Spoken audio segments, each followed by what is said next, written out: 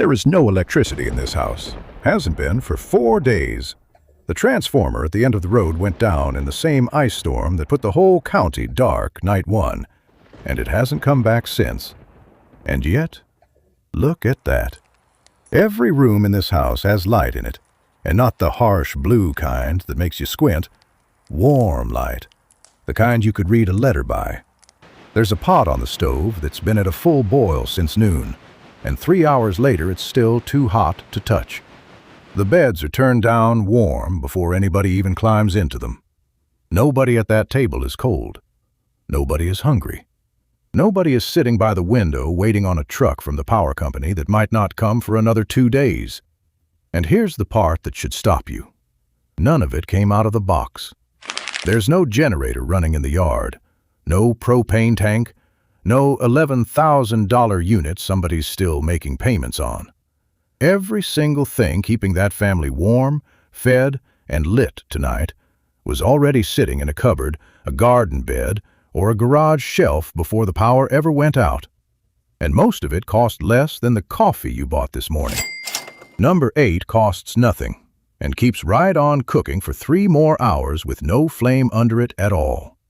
And stay with me all the way to number 1, because it's the single thing on this entire list that decides whether the other 19 actually hold up when it counts. I'm about to hand you all 20 of them, in the order they matter most. A few of them, I'd bet the farm you've never heard of. And every last one makes the expensive version look a little bit foolish. My name's Arthur Miller. I spent 40 years being the man Lancaster County called the morning after something in a house went wrong, which means I've stood in plenty of houses that made it through a blackout just fine, and plenty that didn't. Things can change very quickly in this country. The lights can go out, shelves can empty, and prices can jump before most families have had time to prepare. The news won't tell you anything about getting through it, and by the time any of it reaches your doorstep, it is too late to start learning the things people used to know before every household problem came with a hefty bill. For 8 generations, my family has passed these tricks down. The same simple, cheap, and extremely effective know-how used by seasoned farmers, tradesmen, veterans, and lawmen, and proven to work in the real world for generations. I have written it all down in one place, in a collection of books, the kind of knowledge big corporations would rather you keep paying for than learn to do yourself. Thousands of Americans are already using simple know-hows like these to avoid expensive solutions, live healthier, and stop paying for things they can handle at home. Give this book a permanent place in your home, because the day you need one of these methods is not the day you want to start searching for it. ArthurHomeTips.com. Link below. All right, back to it. Number 20. The Shortening Candle. A 48-ounce can of plain vegetable shortening costs about $6 at any grocery store in the country, and it will light your kitchen for weeks. Push a cotton wick or a rolled strip cut from an old t-shirt down into the center with a pencil and leave about ½ an inch standing proud. Light it. That's the whole trick. The shortening melts around the flame and feeds it slowly, the same way tallow and lard did before anybody sold paraffin in a store. And the can is its own holder, so there's nothing to tip and nothing to spill. Run 2 wicks side by side if you want to read comfortably by it. You'll burn through it faster, but you'll get twice the light. And either way, you're measuring the burn in weeks, not hours. 1 can in the pantry is a month of evening light for the price of a fast food lunch. The rechargeable lantern on the prepper shelf costs $180, and it dies the moment its battery runs flat, because it needs a wall outlet to come back to life. The Crisco can just needs a match. Keep it on a plate, on a hard surface, away from anything that hangs. I've rehung enough doors that got scorched by a candle left too close to a curtain. That's the one condition on this whole trick, and it costs you nothing to respect it. Number 19. The Milk Jug Lantern. A flashlight is a poor room light. It throws one hard beam and blinds whoever's sitting across from you. Your grandmother's oil lamp filled a whole kitchen because the glass chimney let the light go in every direction, and you can get that same glow for nothing. Take a headlamp or any small flashlight with a strap and fasten it around a gallon jug of water, beam aimed straight in. The water scatters that single hard beam into a soft glow that fills the whole room, bright enough for a family to eat supper and actually see each other's faces across the table. One set of batteries, one whole room lit. Set one in the kitchen and one in the hallway, and a blacked-out house stops feeling like a cave. The store answer is a $60 battery lantern doing, with more parts, exactly what a $2 jug of tap water does for free. Number 18. The solar lights already in your garden. Somewhere in America right now, $10 worth of the answer to a blackout is standing in somebody's flower bed doing nothing. Dollar store solar path lights charge themselves all day, every day, whether you need them or not. When the power goes, pull the stakes out of the ground, stand each one in an empty jar or a cup of dry rice, and you've got a lamp in every room. Set them back on the windowsill in the morning, and they're ready again by dusk. 10 lights covers a whole house for about the price of one fast food meal, and they keep doing it for years. Now, here's the part the catalogs leave out, and I'd rather tell you straight than have you disappointed at the worst possible moment. In July, on a good clear day, one of these will give you 8 to 10 hours of light. In January, with a short, low sun, you're closer to 2 to 4. That's not the light failing you. That's just how much sun there was to catch that day. So treat this one as your hurricane season trick and your summer storm trick first, and keep a candle or a jug lantern going as your backup in the dead of winter. Used the right way in the right season, it beats a $250 solar generator kit that's doing the exact same job with an app and a set of cables in between. Number 17. The two things in the junk drawer but still work. Two objects in most houses in America are already built to survive a blackout, and almost nobody remembers they own them. A corded telephone and a battery-powered AM radio. A landline running on copper wire carries its own power straight from the phone company's exchange, around 6 to 12 volts, barely anything at all. And that exchange has its own backup generator. That's the whole reason in the big blackout that hit 55 million people across the Northeast back in 2003, the cell towers jammed solid while the landlines kept right on ringing. The trick only works on a corded handset, though. The cordless phone sitting in its cradle on your counter is really just a little radio plugged into the wall, and it goes dark with everything else. A thrift store AM radio, $3 to $5, sips power so slowly that one set of batteries runs it for days. And after dark, AM signals travel hundreds of miles, which means even in a wide regional outage, a station from clear across the state can still reach you with news and instructions. If your phone at home runs over fiber or the internet instead of copper, the little box in the closet has its own battery too, good for around 8 hours. Know that number before the night you need it. Either way, you're getting more real information from 2 thrift store finds than from a $1,000 phone you're too afraid to drain. Number 16. The cash envelope.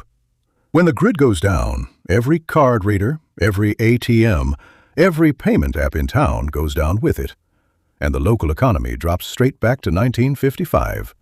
In 2003, stores that managed to stay open went cash only within the hour, and the people who could still buy ice, batteries, and gasoline were the ones with paper money in their pocket. The old-timers never had to learn this lesson because they never stopped practicing it. The coffee can in the cupboard, the envelope taped inside the closet, pin money folded into the sugar jar. They'd watched banks fail once, and the habit outlived the reason. The poor man's version costs nothing but discipline. $100, maybe $200 in 5s, 10s, and 1s, never 20s, because a register with no power can't make change for one. Hide it somewhere only you know, and let it sit there doing nothing for years. Then, one dark evening, it becomes the most useful thing in the house. No generator on earth buys you a bag of ice if the register can't see your card. Number 15. The 40 gallons you already own and the tub besides. Here's the one the fancy prepper catalogs never mention, because there's nothing for them to sell you. Bolted to the wall of nearly every house in America is a water heater holding somewhere between 40 and 50 gallons of clean, already paid-for drinking water. There's a drain valve at the bottom of that tank built for exactly this. Shut off the power or gas to it first, Crack open a hot tap upstairs to let air in, and open that valve. It pours straight out, clean enough to drink. And before the lights even go, the moment a storm warning hits, scrub out the bathtub and fill it. A standard tub holds 40 to 60 gallons, and while it isn't drinking water, it's every gallon you need for flushing, washing, and boiling. Line it first with 2 heavy contractor bags if you want it cleaner. Town water often keeps running on pressure for hours after the power dies because the water towers are gravity-fed, not electric. So the moment the storm warning goes out is the moment you fill everything in the house that will hold water.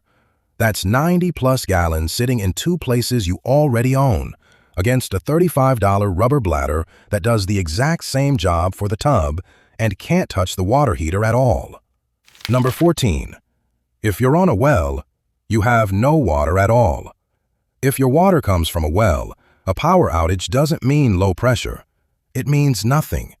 The pump sits electric, 100 feet down or more, and once the pressure tank empties out, maybe 20 or 30 gallons and that's the whole reserve, the tap is dead until the power comes back or you have a plan. Cheapest first, a well bucket, a long, narrow galvanized baler that drops straight down the casing, brings up about 2 gallons a trip, and costs under $100. Next up, a pitcher pump, starting around $50, works fine if your water sits within about 25 feet of the surface. And if you're serious about it, a proper deep well hand pump set beside your electric one reaches 300 feet down, costs several $100s, and needs no power, no fuel, and almost no maintenance ever. My brother Benuel is 78 years old and has never once in his life had an electric bill. He's never been short of water either, because a hand pump doesn't care whether the county has power. A $2,000 generator bought just to keep a well pump running works fine too, right up until the fuel runs out. Number 13. Freeze the jugs, then blanket the whole freezer. Here's a fact refrigeration engineers will confirm without hesitating. An empty freezer fails within hours. A full one holds cold for 2 full days. So before a storm even arrives, fill every open gap in your freezer with jugs of water, leaving an inch of headroom so they don't split as they freeze, and let them go solid. Those blocks act as a cold battery. When the power quits, they hold the temperature down for a good 48 hours as long as the door stays shut, and when they finally mount, you're left with jugs of clean drinking water exactly when you need it most. Then do the part almost nobody thinks to do. Throw quilts and sleeping bags right over the whole freezer, the way you'd wrap a hay box. Insulation doesn't care which direction the heat is trying to travel. It slows it down either way. Move a couple of those frozen jugs into the refrigerator side, and you've built yourself an old-fashioned icebox, because the fridge on its own only buys you about 4 hours.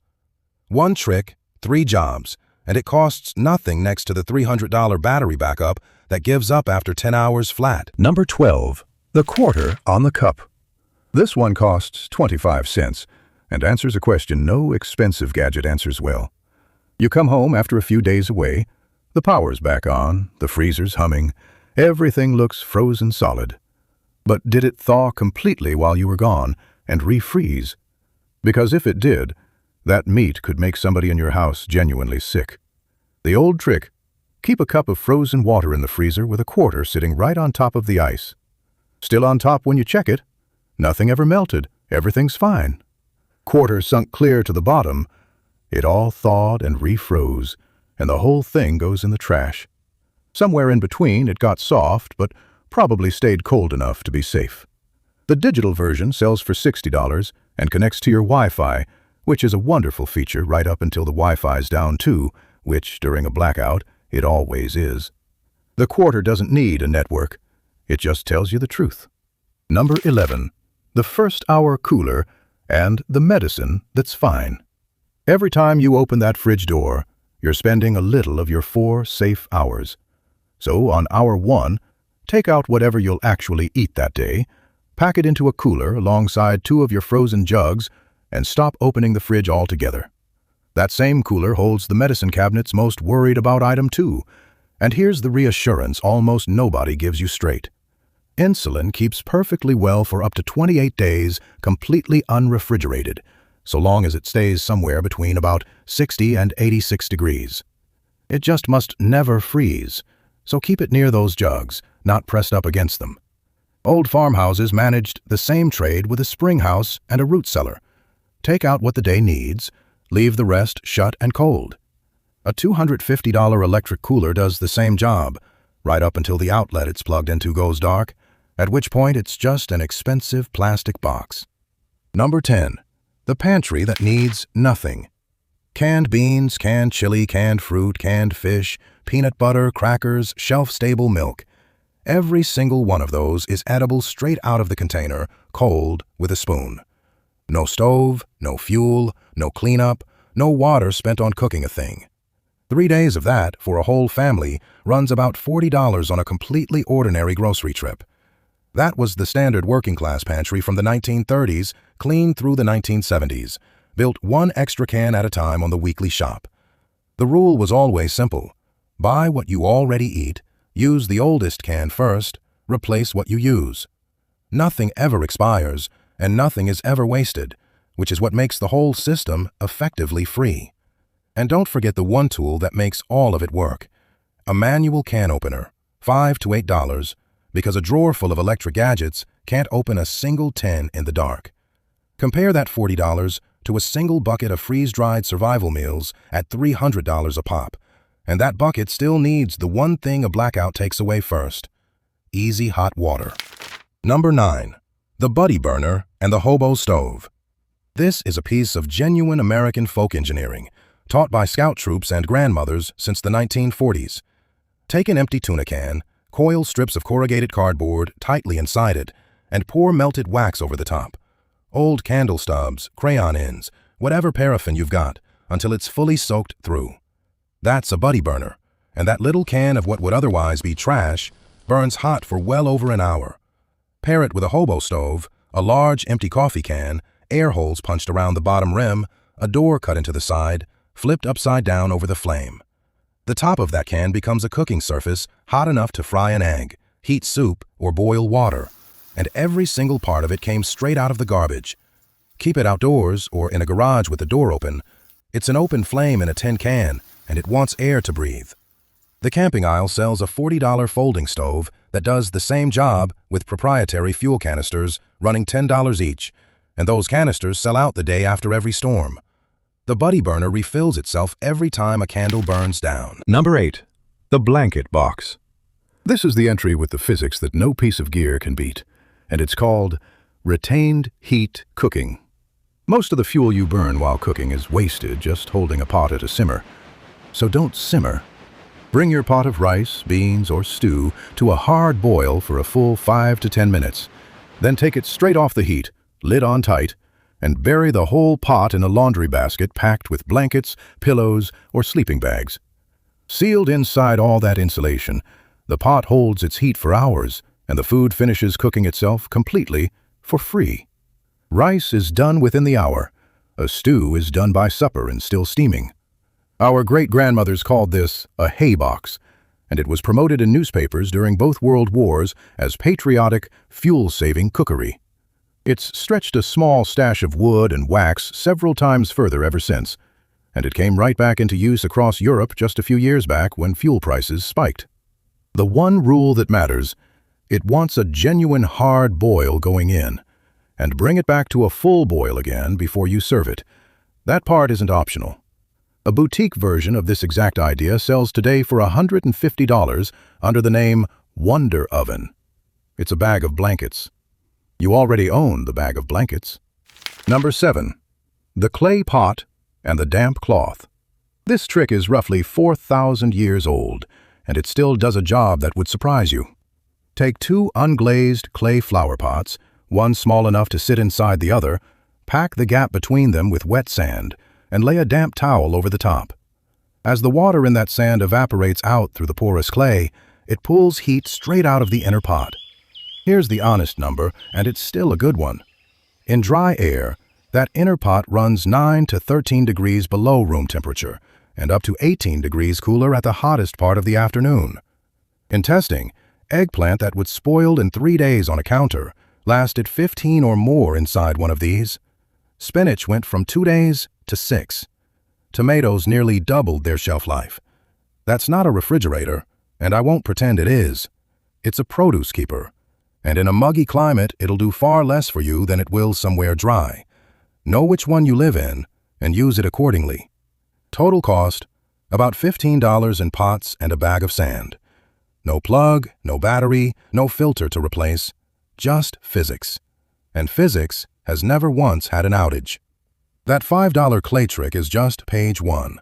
The whole cold storage chapter is laid out step by step in Arthur's Home Tips. Right. Number 6. Stop cooling the house, start cooling the people. When the air conditioning dies in the middle of summer, don't try to fight the whole building. Shrink the problem instead. Sleep on the lowest floor of the house, because heat rises and stacks up wherever the bedrooms happen to be. Open every window you can at night to flush the house with cool air, then shut it all up at first light with the blinds down on the sun side, so you're trapping the cool air rather than chasing it all day long. Hang a damp bedsheet across any doorway with a draft running through it, and the air passing through that wet cloth drops several degrees before it ever reaches you. A damp cloth at the back of your neck and wrists does the same trick for your own body. Whole families used to sleep out on the porch, in the yard, or on the fire escape during a heat wave, and a wet sheet hung in a doorway was just ordinary summer housekeeping. Compare that to a $400 portable air conditioner, which, the moment the power's out, is just a very heavy box on wheels. Number 5. Bubble wrap and newspaper on the glass. A single pane of window glass loses heat roughly 10 times faster than the wall right beside it. Cut a sheet of ordinary packing bubble wrap to the size of your window, spray the glass with plain water, and press the bubble side against it. It sticks there on its own, no tape, no glue, and peels off clean again come spring. Those trapped air pockets cut the heat loss through that glass roughly in half, for about 30 cents a square foot, and daylight still comes through soft and bright. 6 windows done this way runs you about $22 against roughly $480 for a set of thermal curtains doing a smaller share of the same job. Stuff plain newspaper into the gaps and drafts around the frame while you're at it. Trapped air is insulation, whatever's trapping it, and newsprint has always been free. Every degree you hold on to in a winter blackout is a degree you don't have to make from scratch some other way. The household that seals its windows with $10 of bubble wrap is holding its heat while the generator crowd is standing outside in the cold, pouring gasoline. Number 4. The hot brick and the rice sock. Before central heating, nobody bothered heating whole bedrooms. They heated the bed instead, and a cold room stopped mattering. A brick or a flat stone, warmed by the fire or the stove, wrapped in flannel, slid under the covers an hour before bedtime. That brick held its heat all night, and the person climbing into that bed never felt the cold room around them at all. The easy modern version: fill a long cotton sock with dry rice, tie it off, and warm it on any heat source you've already got going. It stays warm for an hour or more, molds itself around cold feet, and doubles as a heat pack for sore shoulders and aching hands besides. Total cost? 1 spare sock and a cup of rice from the pantry.